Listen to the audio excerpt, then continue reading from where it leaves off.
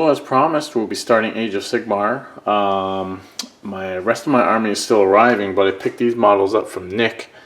I think these are Crypt Horrors with equipped Ghast Courtiers. I've got some Crypt Flayers, those winged guys. And then at the back I've got 4 Morghast Harbingers, one of which is unpainted. So I gotta just rebase these guys, but they're ready to go. I've got a bunch of ghouls here and a Necrotect from the Tomb Kings. I've got skull catapults on the way from eBay. And I just received this in the mail today. This is a Forge World Mournghoul. So I'm going to put that together, messing with resin again, and let the building begin. So I've been quite excited to start my Age of Sigmar army. I'm going to be playing a themed Ghouls and Ghosts, or Ghosts and Goblins, Ghouls and Ghosts lists, like the old Nintendo game, featuring ghouls, flesh eater courts, and ghosts like night haunts. So I've got all my models ready to go, and I'm going to be building them all up and hopefully getting them all sprayed and based, ready to get on the tabletop to get those AOS battle reports going. So to start with, I'm starting off with my Crypt Ghouls, and the box is open here, and a bunch of sprues, and I've got a couple of boxes of these guys, and then I'll move on to the horrors and other things. So stay with us. You're going to see a bit of AOS coming along in the Work in Progress series now. Okay, so I've assembled my first ever Age of Sigmar model. It's a little bit fragile still. This Ghast, Crypt Ghast. This is kind of like the sergeant of the ghouls. It's got this. It's got a skeleton strapped to his back, and he's got a big bloody bone. It's just so kind of hard to tell them apart from the normal ghouls. I think it's marked out by the fact that he's got a skeleton on his back. But anyway, so they're a little bit fiddly. They're quite small. These are 25mm bases. And the arms just kind of freely rotate. They're not kind of lock and click, so they're very posable, but a little bit of a pain to glue together. Small fiddly parts. My fingers aren't that small. So, but it's gone together. That's gone well. So I'll continue on doing the rest of the ghouls. Right, I've got my rest of my 18 ghouls laid out here, all ready to assemble. Just randomly picked parts. I didn't really put much attention into picking specific parts for specific bodies or anything. Apparently they're all interchangeable, so we'll just whack them all together, and that'll go along with my Ghast and my Courtier over there, and that'll be my first batch of ghouls stuck and done. There we go. That didn't take too long, maybe about an hour.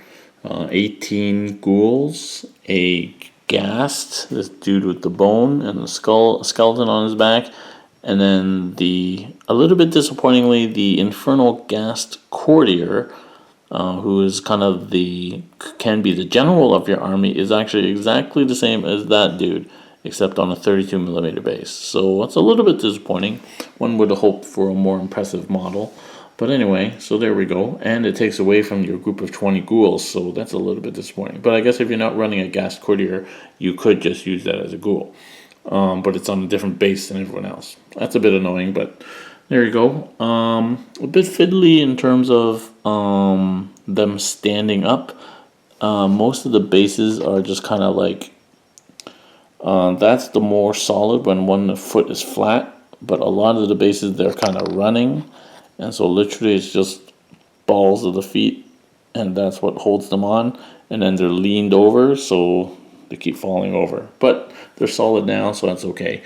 And I guess Age of Sigmar, because of the decorative nature of a lot of the models, sometimes you're just attached by a ribbon or something like that. So I guess you kind of get used to that. So we'll keep going. Probably build the next box of ghouls in our Age of Sigmar. This model's proving pretty challenging.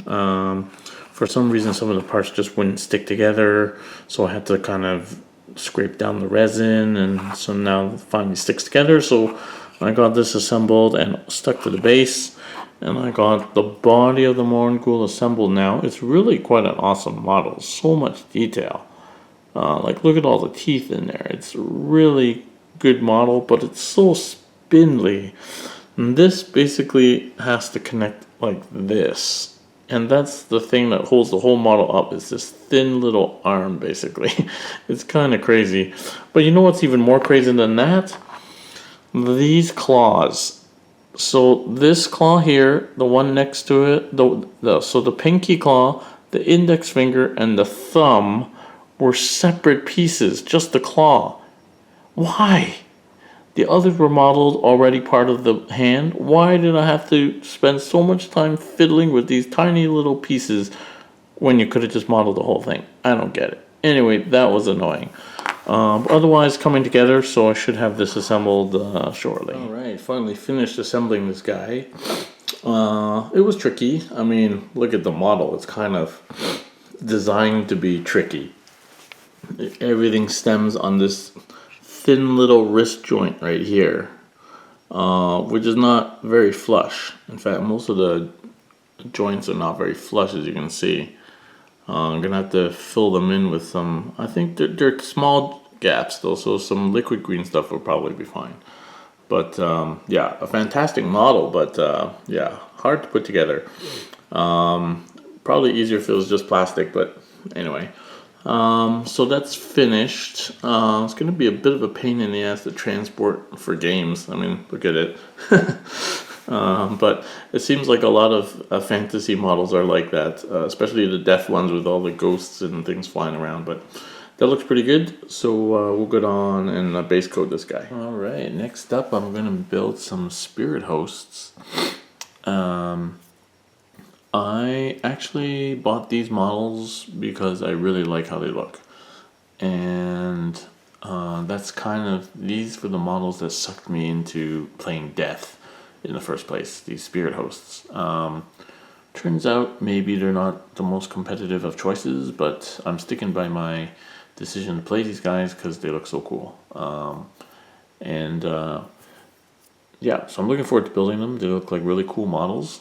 That sort of typical Age of Sigmar, sort of spindly, classic sort of death look coming out from the skeletons and little supports, and kind of is pretty cool. So we'll see how we get along with building these.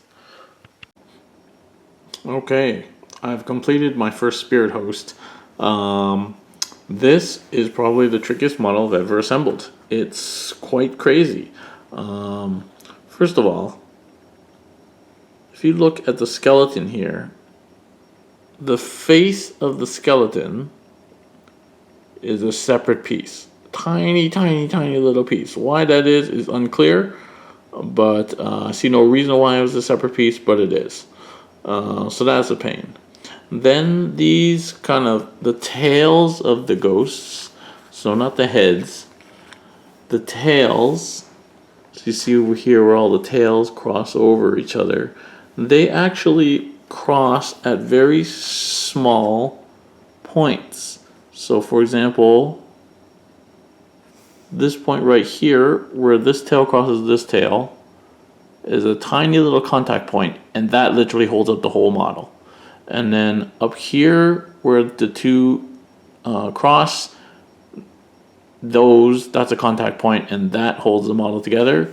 And then on the other side, at the back here, there's like a contact point where right there, where two of these stems also cross, and that's it. That holds the whole model together, and then everything stems out from this skeleton base plate here. It's pretty crazy. And then yeah, these heads just attach to the stems, so you know the heads are no big deal, but it's like the whole model just kind of is these tiny little contact points. And I'm just thinking at all the other death models that have these ghosts at the base, they must all be such a pain in the ass to put together as well. So mental note, don't buy those models. Nagash must be ridiculously difficult to put together.